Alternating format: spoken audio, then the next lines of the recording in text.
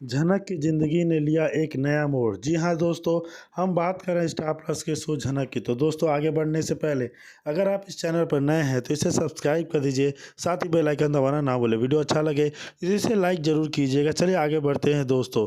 Serial झनक में जब अब झनक की ज़िंदगी एक नया सफ़र शुरू होने जा रहा है और जहाँ कहानी में एक बड़ा मोड़ आने वाला है, क्योंकि जब झनक की अनिरुद्ध से शादी नहीं हो पाती है तब झनक का दिल पूरी तरह से टूट जाता है और उसे लगने लगता है कि शायद वह कभी अनिरुद्ध को अपना नहीं बना पाएगी। इस टूटे हुए दिल और दर्द को लेकर झनक चुपचाप घर से निकल पड़ती है और चलते चलते एक अनजाने गांव में पहुंच जाती है, जहां उसे रहने का एक छोटा सा सहारा मिल जाता है और वहीं से झनक अपने जीवन को एक नई दिशा देने का फैसला करती है। वह गाँव में रहने वाले लोगों की मदद करना शुरू कर देती है और बच्चों को पढ़ाना और ज़रूरतमंदों की सहायता करना उसका रोज़ का हिस्सा बन जाता है। वहीं दूसरी तरफ अनिरुद्ध झनक की याद में पूरी तरह से बिखर चुका होता है और झनक को हर जगह ढूंढता है।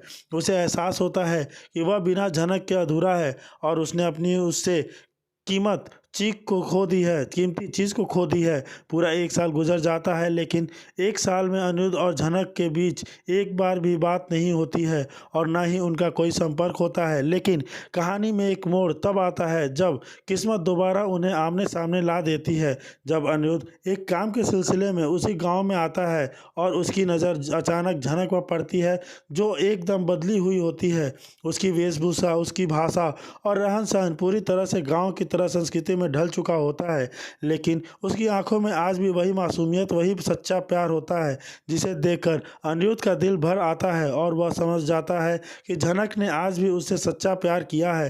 तभी तो इतने समय तक उसने किसी और से शादी नहीं की और अकेले उस गांव में एक नई जिंदगी बिता रही है। यह देखकर अनिरुद्ध को एहसास होता है कि झनक की उसकी सच्ची जीवन साथी है और उसे फिर से अपनी ज़िंदगी में वापस लाना ही उसकी सबसे बड़ी जिम्मेदारी है। अब देखना यह होगा कि क्या सालों बाद हुई यह मुलाकात झनक और अनिरुद्ध के बीच फिर से प्यार जगा पाएगी। क्या अनिरुद्ध झनक को मना पाएगा और क्या झनक एक बार फिर से अपने टूटे हुए दिल को जोड़कर अनिरुद्ध के साथ एक नई शुरुआत करेगी।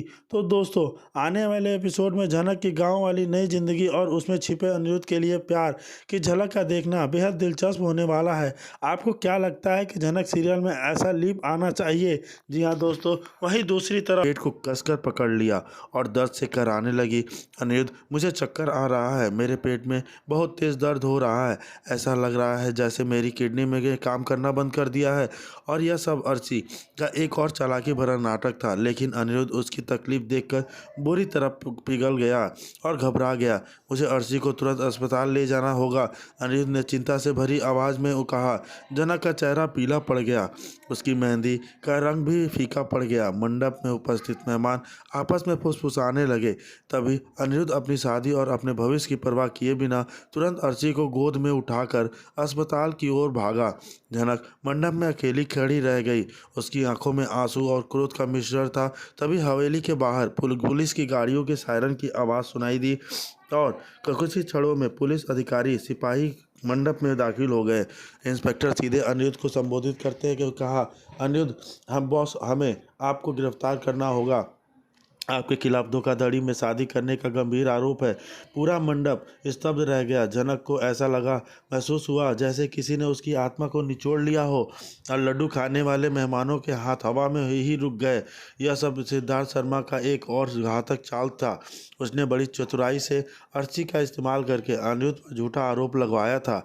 बालकनी से सिद्धार्थ अब खुलकर मुस्कुरा रहा था। उसने अपने मन में कहा, बोस परिवार, मेरे खेल में तुम्हारा स्वागत है और यह तो सिर्फ एक ट्रेलर था, असली फिल्म तो अब शुरू होगी। अर्शी जो अपनी मुक्ता में यह सोच रही थी कि वह अनिरुद्ध को वापस पा रही है। झनक एक बार फिर प्यार से धोखा खा चुकी थी, लेकिन इस बार उसके कोमल हृदय में आंसू सूख चुके थे और उनकी जगह उसकी आंखों में प्रतिरोध की धधकती हुई आग जल रही थी। उसने अपने मन में दृढ़ संकल्प लिया, मुझे रोका गया, मुझे दोबारा धोखा दिया गया, लेकिन अब मैं यह भोली झनक नहीं रही। अब मैं झनक दो हूँ। लेकिन झनक अकेली नहीं थी। उसकी सबसे अच्छी दोस्त अप्पू हमेशा एक मजबूत स्तंभ की तरह उसके साथ खड़ी रहती थी। अप्पू ने झनक का हौसला बढ़ाया और उसे इस कठिन समस्या में टूटने नहीं दिया। दोनों ने मिलकर सिद्धार्थ शर्मा के नापाक इरादों का पर्दाफाश करने और अनिरुद्ध को बेगुनाह साबित करने का दृढ़ निश्चय किया। उधर अनिरुद्ध जेल की सलाखों के पीछे बंद था। वह पूरी तरह से प्रतिबद्ध था और समझ नहीं पा रहा था कि उसके साथ क्या सब हो रहा है। उसे सबसे ज़्यादा चिंता अपनी प्यारी जनक की थी। उसके पिता सुबह भी को जो पहले अनिरुद्ध के कुछ फैसले से असहमत थे, अब इस मुश्किल घड़ी में अपने बेटे को अकेला नहीं छोड़ना चाहते थे। उन्हें धीरे धीरे यह एहसास हो रहा था कि शायद उन्होंने जनक को गलत समझा और सिद्धार्थ की नीयत को खोट है। परिवार का वफादार और भरोसेमंद सदस्य लालन भी अनिरुद्ध को इस मुसीबत से निकालने के लिए हर संभव प्रयास कर रहा था। वह जानता था कि अनिरुद्ध कभी भी ऐसा धोखाधड़ी वाला काम नहीं कर सकता। जनक और अप्पू ने मिलकर सिद्धार्थ के खिलाफ ठोस सबूत इकट्ठा करना शुरू कर दिया। उन्हें जल्द ही पता चल गया कि सिद्धार्थ ही बोस परिवार के साथ सालों पुरानी गहरी दुश्मनी है, जिसकी वजह से वह इतना बड़ा और जटिल षड्यंत्र रच रहा है। लेकिन उस दुश्मनी की असली वजह क्या थी, यह अभी भी एक रहस्य बना हुआ था। जनक ने अब चुप रहने का फैसला त्याग दिया। उसने अपने और अनिरुद्ध के सम्मान के लिए हर कीमत पर लड़ना होगा। उसने अप्पू के साथ मिलकर एक साहसिक योजना बनाई, जिसके तहत वे सिद्धार्थ को उसी के बुने हुए जाल में फंसा सके। एक दिन जनक और अप्पू के सिद्धार्थ से मिलने और का फैसला किया और वह चले गए उससे मिलने के लिए। खतरनाक शक्ति हो सकती है, लेकिन उसके पास और कोई विकल्प नहीं था। सिद्धार्थ अपने आलीशान और आधुनिक ऑफिस में बैठा हुआ था। तब जनक और अप्पू ने अंदर कदम रखा। अरे वाह, देखिए कौन आया है, सिद्धार्थ ने एक बनावटी मुस्कान के साथ कहा, लेकिन उसकी आंखों में एक ठंडी और सतर्क चमक थी। मेरी सफल दुल्हन और उसकी वफादार साथी। सिद्धार्थ शर्मा, जनक ने शांत लेकिन दृढ़ आवाज में कहा, तुम्हारा यह घटिया खेल अब खत्म होने वाला है। सिद्धार्थ एक कर्कश हंसी हंसा। तुम क्या करोगी जनक, तुम्हारे पास मेरे खिलाफ कोई सबूत नहीं है। तुम गलत हो अप्पू आत्मविश्वास से बोली। हमारे पास सब कुछ है। तुम्हारी बोस परिवार के साथ पुरानी दुश्मनी का इतिहास, अर्शी को एक मोहरे की तरह इस्तेमाल करने का पूरा तुम्हारा प्लान है और पुलिस को झूठी सूचना देने का मूर्ख सबूता है। सिद्धार्थ का चेहरा पल भर में ही पीला पड़ गया। उसे जरा भी उम्मीद नहीं थी कि जनक इतनी जल्दी उसकी चालों को समझ जाएगी और उसके खिलाफ सबूत इकट्ठा कर लेगी। जनक ने अपनी बात जारी रखी, तुमने सोचा कि तुम प्यार का झूठा सौदा करके हमें बर्बाद कर दोगे, लेकिन तुम बुरी तरह गलत साबित हुए। प्यार में अटूट शक्ति होती है और उस शक्ति के साथ हम तुम्हें घूट चला देंगे। इसके बाद जनक और अप्पू ने बिना किसी देरी के पुलिस के और मीडिया के सामने सिद्धार्थ के सभी काले कारनामों के सबूत पेश कर दिए। सिद्धार्थ का असली और घिनौना चेहरा दुनिया के सामने आ गया। पता चला कि सालों पहले बोस परिवार के एक महत्वपूर्ण व्यापारी सौदे की वजह से सिद्धार्थ के पिता को भारी आर्थिक नुकसान हुआ था और तभी से वह अपने दिल में बदले की बाल पाले हुए था। अर्शी सिर्फ उसकी एक कठपुतली थी, जिसे उसने अपनी जटिल योजना के अंजाम देने के लिए इस्तेमाल किया था। जब अर्शी को सिद्धार्थ की सच्चाई पता चली तो उसे गहरा सदमा लगा। जिस सिद्धार्थ को वह अपना उत्कर्ष और सच्चा प्यार मानती थी, उसने उसी से सिर्फ एक निर्दयी प्यारे की तरह याद इस्तेमाल किया। उसे अपनी मूर्खता और लालच पर बहुत पछतावा हुआ। कोर्ट में सिद्धार्थ के खिलाफ मुकदमा चला और उसके सभी अपराध साबित होने के उसे कानून ने अनुसार कड़ी सजा मिली। अनिरुद्ध को सभी झूठे आरोपों से बरी कर दिया गया और वह जल्द ही जेल से बाहर आ गया। लेकिन इस पूरे घटनाक्रम में घटनाट अनिरुद्ध और जनक के रिश्ते को एक नया मोड़ दे दिया था। जनक अब वह भोली और सीधी सादी लड़की नहीं रही थी। धोखे और मुश्किलों की आग में तड़प कर वह और भी मजबूत आत्मविश्वास बन गई थी। अनिरुद्ध ने भी जनक की आंतरिक शक्ति, बुद्धिमत्ता और अटूट निष्ठा को एक सिरे से पहचाना और उसका और अधिक सम्मान करने लगा। तनुजा को भी अपनी पुरानी सोच और गलतियों का गहरा एहसास हुआ।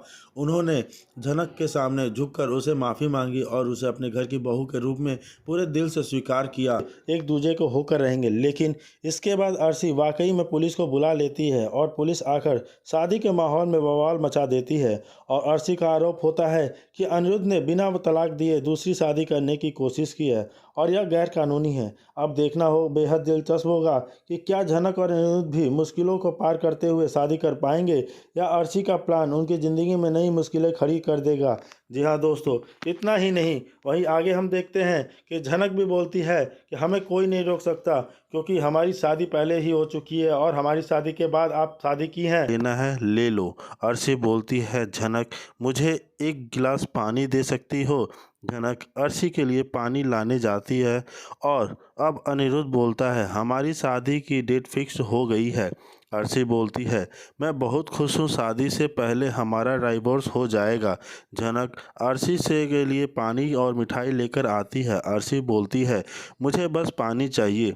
झनक बोलती है, हमारे यहाँ पानी के साथ कुछ मीठा भी देते हैं। अनिरुद्ध बोलता है, अर्शी हमें भी खुशी होने का मौका दो, तुम कब सेटल हो रही हो?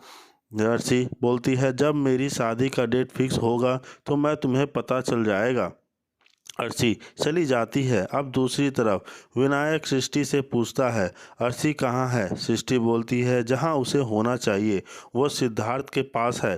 अनिरुद्ध बोलते हैं, अभी अर्शी और अनिरुद्ध का डाइवोर्स नहीं हुआ है। अर्शी पहले अनिरुद्ध को डाइवोर्स देती है, उसके बाद करती यह सब, तो उससे यह सब करने के लिए ज़रूरत नहीं है।